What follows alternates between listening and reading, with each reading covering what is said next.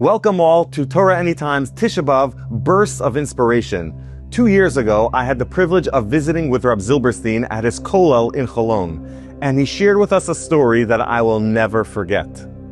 In the times of the Iron Curtain, where it was practically impossible to get out of the Soviet Union, there was a Jewish woman, a surgeon, who really wanted to get to Eretz Yisrael. That was her dream. And one day she heard that a general in the army was making the trip to Eretz Yisrael, and she really wanted to go. She wanted to do whatever she could, but she knew it wasn't practical. So instead, she did the following, which is mind-boggling. She surgically removed a piece of her finger, and she preserved it in a container, and she brought it to this general, and she said, I want to go to Israel, but I can't make it. Can you please take a piece of me, and when you get to Israel, bury it in Eretz Yisrael? And somehow the general agreed to do it, and somehow the general got through Israel's airport security. I can imagine how that went. Shalom, how are you? Did you maybe take for anybody else someone that put in your luggage for you? And the answer was like, for the most part, yeah, it's all mine, but if there's anything else, I don't know if I could put a finger on it, It could be like, I could be off by a small digit, but nothing necessarily that we can point to, Well, either way, he got through security, and right when he got to Tel Aviv, he ran to the chief rabbi of Tel Aviv, and he said, what should I do? Can I bury this?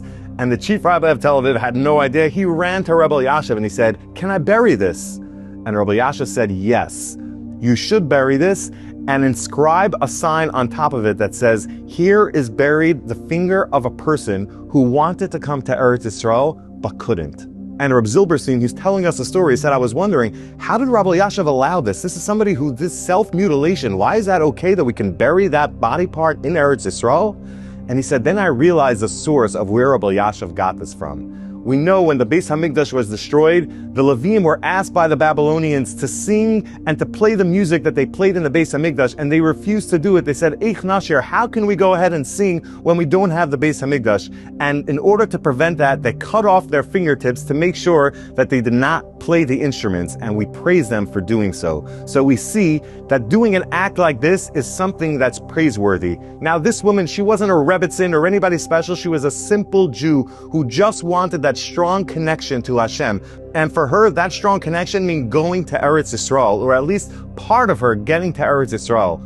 For us, there's no Iron Curtain, and we can be in Eretz Yisrael, but we also yearn for that connection with Hashem, which is the Beis HaMikdash. And what's preventing us from doing that is our connection to each other. And we need to work on that, even though it is difficult. Let's learn from that woman. Although she did something that was painful, but that pain was numbed in comparison to her strong feelings to getting that connection with Hashem. That difficulty that we have of being more careful about how we interact with other people and being more sensitive to other people's feelings, all that difficulty will be numb in comparison to our true yearning to connect with Hashem, and we should be zocha to see the geula very soon in Mirz Hashem.